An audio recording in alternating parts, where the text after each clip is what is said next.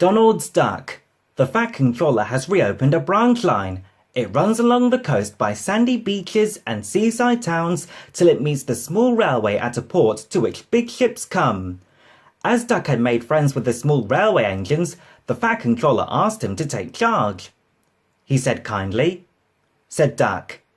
Said the Fat Controller. Duck is very proud of his branch line and he works very hard. His two coaches, Alice and Mirabelle, are painted in Great Western colours.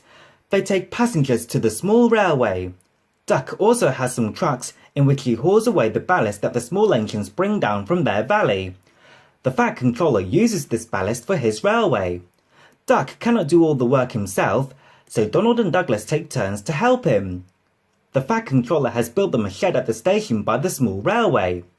Duck felt his responsibility deeply. He talked endlessly about it, muttered Donald sleepily. Said Duck indignantly. He stayed awake wondering how to pay Donald out. At last, he said to himself sleepily. His fireman pondered. He said and whispered.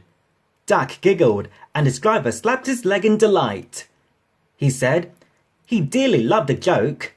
That night, when Donald was asleep, they popped something into his water tank. They whispered to Duck.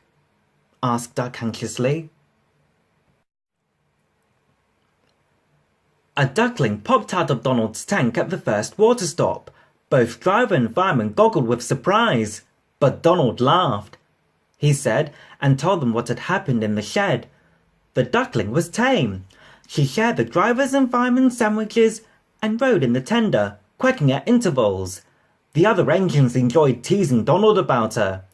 Presently, however, she hopped off at a station and, as they couldn't wait to catch her, there she stayed.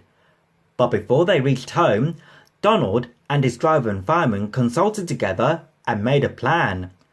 That night, Donald's driver and fireman got busy.